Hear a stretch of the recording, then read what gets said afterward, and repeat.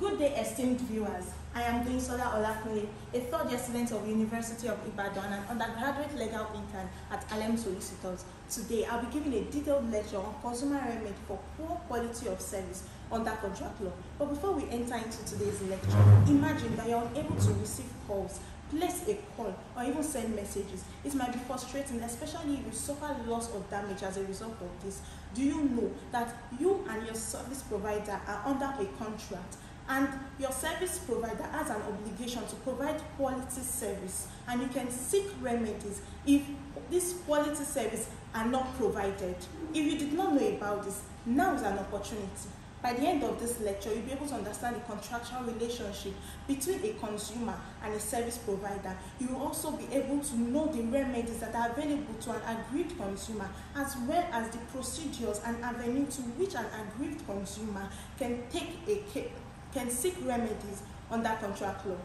During the course of this lecture, I will make a reference to the Nigerian Communications Act 2003, hereinafter referred to as NCA 2003, the Constitution of the Federal Republic of Nigeria 1999 as amended, Dispute Resolution Guidelines, and Quality of Service Regulation 2013.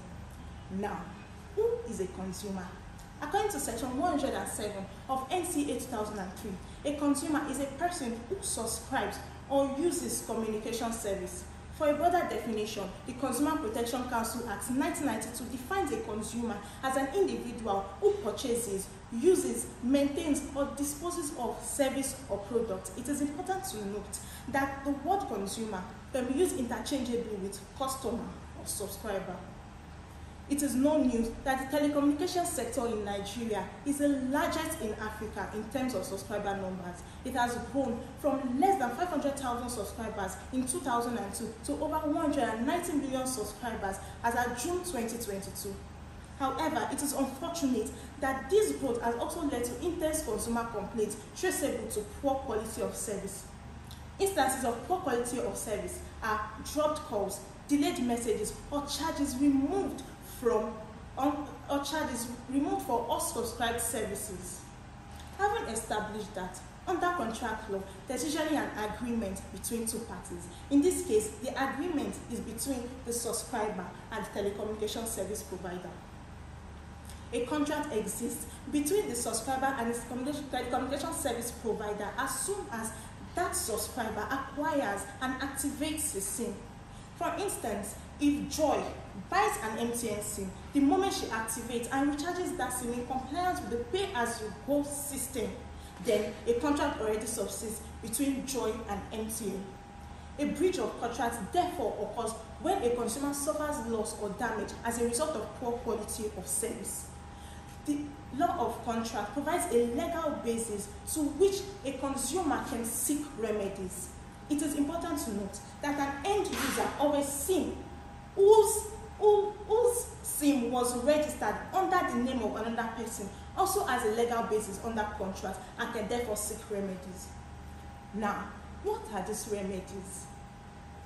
The remedies that are available to an aggrieved consumer are diverse. They include compensation, refund, repair, or replacement.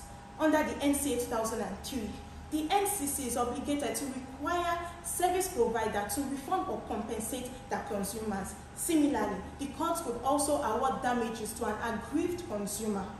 In the case of GFK Investment Nigeria Limited and Nigerian Telecommunications PLC, the court awarded 200,000 naira as damages. I'm sure he must have gone through the right procedures and the steps and must have gone through the right steps and procedures in order to seek that remedy. Now, that takes me to the avenue to which a consumer can seek remedy under contract law. There are two ways. You can either seek the intervention of the NCC or file a case at the High Court. In seeking the intervention of the NCC, there are certain procedures that have to be followed, and these procedures are stipulated in sections 73 to 75 and sections 86 to 88 of NCA 2003. First, the consumer has to lodge a complaint with the service provider in compliance with section 74 of NCA 2003. It states that an attempt shall be made by the parties to resolve their disputes through negotiation before the intervention of the NCC. A consumer can do this by calling the customer care, writing to the service provider, or going to the nearest office of that service provider. In the event that such consumer is ignored or the consumer is dissatisfied with the negotiation process between him and the service provider, such consumer can report to the NCC. According to Section 73 of NCA 2003, the Commission has the power to settle disputes to settle any dispute contained in the Act or any subsidiary legislation, and the dispute resolution guidelines was established to give full effect to this provision. Now, a party may notify the Commission of the dispute, and the Commission may only intervene if it is informed by one or both parties.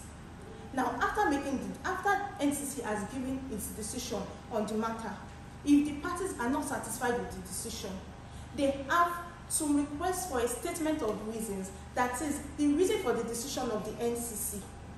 If they are still not satisfied with the statement of reasons, they are obligated to request the NCC to reconsider its decision. If they are not satisfied or the NCC does not reconsider its decision, then they can go to the Federal High Court to seek review of the Commission's decision. According to Section 138 of NCA 2003, the Federal High Court has jurisdiction over all the matters contained in the Act or subsidiary legislation. Now, where all these procedures mentioned earlier are not followed, the court will consider that case to be premature and inconsistent, therefore depriving the court of the jurisdiction to give a verdict on that case. Moving on to the second method, that is filing a case at the High Court. This answers the question as to whether a consumer in all cases must seek the intervention of the NCC before going to court. According to Section 172 of the Constitution of the Federal Republic of Nigeria, 1999 as amended, the High Court of FCT or High Court of State has jurisdiction over contractual issues. Therefore, such consumer can go to the High Court and seek a remedy under breach of contract. For better understanding, using the hypothetical scenario mentioned earlier about Joy and NTN, Joy can elect to go to the NCC or seek the intervention of the NCC, and she has to follow all the procedures. If she's not satisfied, then she can go to the Federal High Court to review the decision of the Commission. On the other hand, she can decide to file a case to the Federal High Court where the cause of action occurred. By way of recap, therefore, a consumer is a person who uses or subscribes to a communication service. The remedies available to an aggrieved consumer include compensation, repair, refund, replacement, and any other remedy as the NCC may deem fit. The avenues to which an aggrieved consumer can seek remedies are through the NCA, that is seeking the intervention of the NCC and filing a case at the High Court.